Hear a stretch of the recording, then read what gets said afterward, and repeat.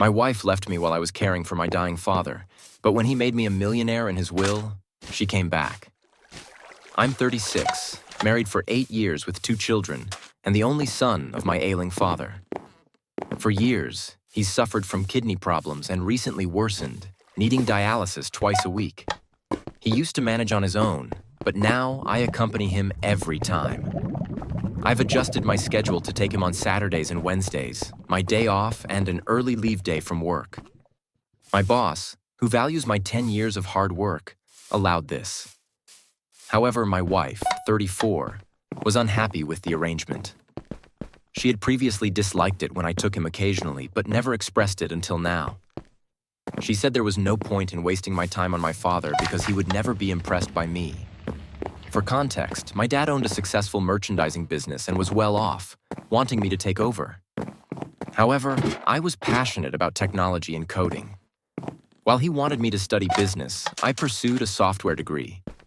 After graduation, I worked for a renowned tech firm, which displeased him as I wasn't continuing his legacy. Despite his threats to leave his wealth to charity, I refused to join his company, confident I could succeed on my own. Our relationship soured after that. When my mother died suddenly, our bond strengthened. I started visiting him more and taking my kids to see him. Eventually, he entrusted his company to a trust. My wife, Ale, was never close to my parents and avoided them. When my father threatened to cut me out of his will, Ale criticized them, claiming it would affect our future. I assured her that our future was secure without his money, but she refused to understand. Now she created a fuss when she learned that. I explained to my wife that I needed to accompany my dad for dialysis twice a week since he has no one else. His parents are long gone, and his elder brother lives far away and rarely visits.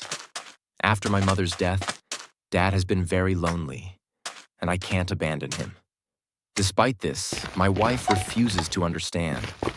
Recently, she's made my life difficult by scheduling various activities on Saturdays, hosting parties, deep cleaning, outings, or even grocery pickups. I told her that Saturdays are dedicated to Dad's dialysis, and she can plan for Sundays instead, but she persists with her plans and then criticizes me for being late or missing them. I often have to rush to pick him up, take him to his appointment, and then return home to deal with her complaints and tantrums.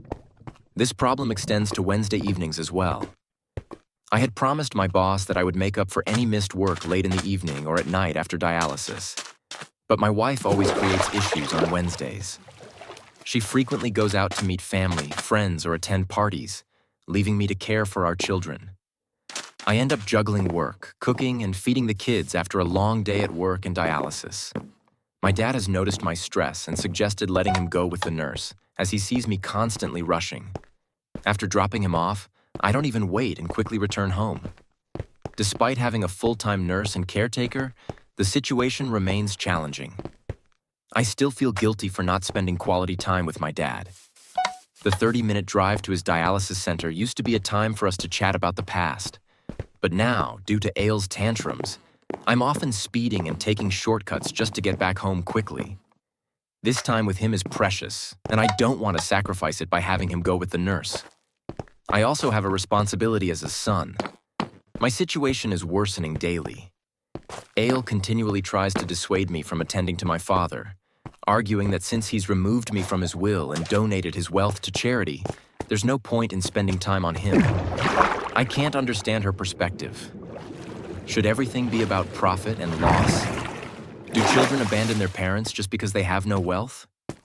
After enduring her complaints for so long, I'm at a breaking point. I told her that since she won't inherit anything from her parents, I don't understand why she visits them regularly. She lost her temper, saying my parents didn't support me like hers did and criticizing my father for disowning me. She insisted my parents were nothing compared to hers. This argument has become a regular occurrence, especially on Wednesdays and Saturdays after dialysis. It's escalating, with her now yelling in front of the children and bad-mouthing my dad to them. I've had to step in, which only leads to more intense fights. Ale's aggression has become so routine that on days without arguments, it feels oddly incomplete, only for her to be even more hostile the next day. I've nearly given up on my wife. I no longer argue with her or respond. I just ignore her as if she doesn't exist. I can't abandon my father just to please her. Despite being cut out of his will for my decision not to join his business, I won't stop caring for him. He was forced to give his business to a trust, which must have been devastating. I acknowledge my decision hurt him, and it feels like karma might be coming back at me. Meanwhile, my dad is growing weaker and needs more support. I used to rush him to the car, but now I take my time, carefully walking him and ensuring he settles comfortably. I drive more slowly to avoid raising his heart rate, no longer worried about being late. My focus is on keeping Dad comfortable, even if it means facing Aile's anger. Yesterday, she demanded I choose between her and my father. I tried explaining that Dad won't be with us forever, and given his condition, it's unlikely he has much time left. When she said I needed to choose between her and my dying father, her insensitivity was astounding. I told her I'd rather choose my dad, who's in a vulnerable state, than stay with someone so selfish and cruel. She packed her bags and left, and I didn't stop her. I needed space from her, and in her absence, I'm managing the house, the kids, my dad, and my work. Surprisingly, her absence has been a relief. A couple of days ago, she sent divorce papers. I had expected it eventually, but didn't think it would come so soon. I was shocked, but also felt a sense of relief. I signed the papers and returned them without contacting her. To my surprise, she didn't request custody of the children, which was my main concern. When she called, she yelled about how I could sign the papers without trying to reconcile. Her mother even criticized me for not trying to save the marriage, which struck me as absurd. Why should I beg someone who wanted out? I took it as a positive outcome, getting rid of her without much hassle. I even pointed out that she had abandoned her children and didn't seem to want them. She responded by saying I could have all my assets and the kids. She didn't want any of the assets or the children. Her mother said Aile was too young to handle the responsibility of kids. I was fine with that and relieved to have my children with me.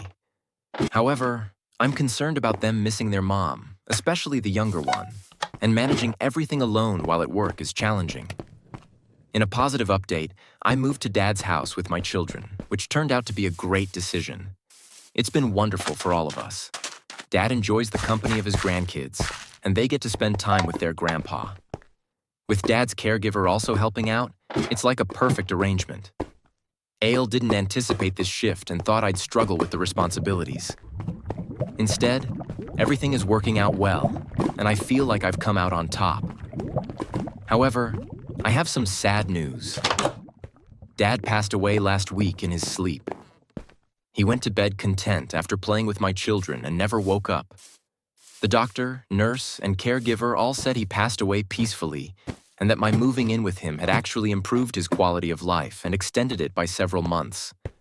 While it's heartbreaking to lose my only parent, I'm grateful he spent his last months happily.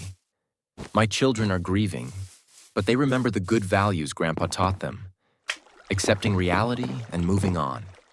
Their strength is helping me through this difficult time. However, there was a shocking development after Dad's passing. His lawyer contacted me to discuss the will.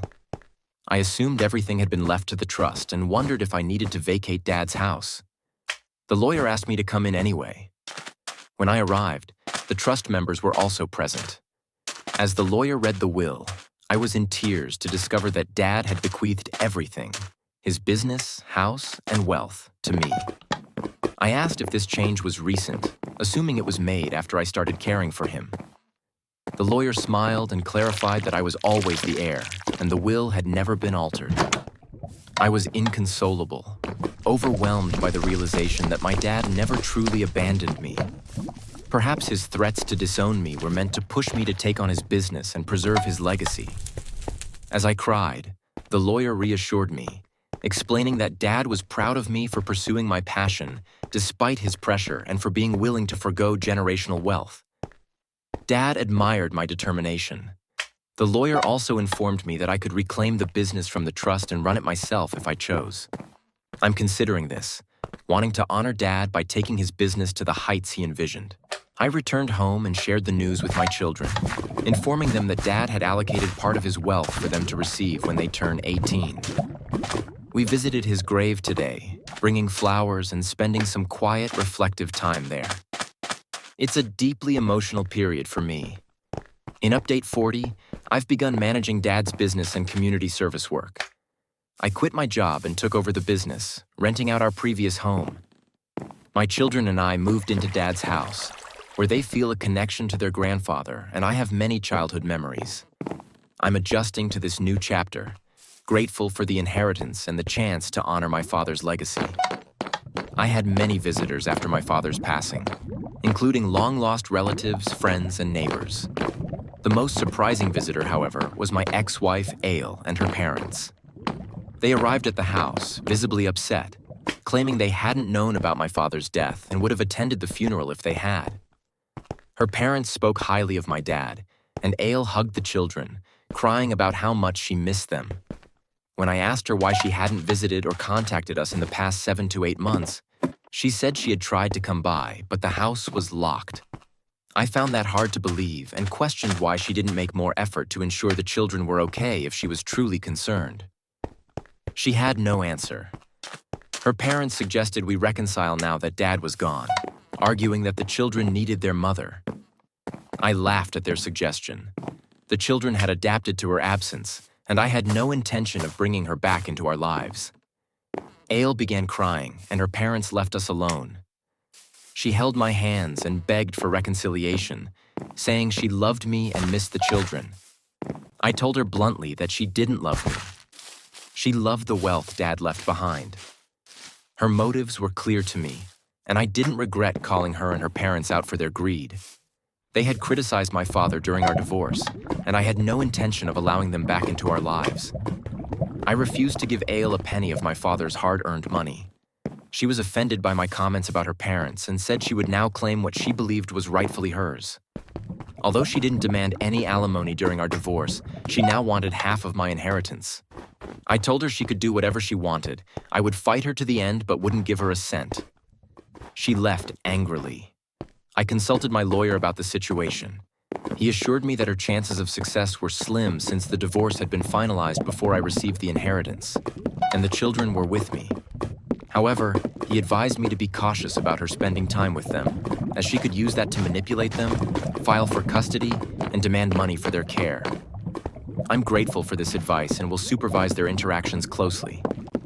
I'm also spending a lot of time with my kids to help them cope with the loss so they don't turn to Ale for emotional support. Managing Dad's company provides me with the flexibility to balance my personal life and work. I'm planning a vacation to the Bahamas for the kids. They deserve it. It's not just about spending Dad's money. I could have afforded it before, but didn't have the time. As for Ale, she hasn't contacted me since her visit. I suspect she's busy seeking legal action against me.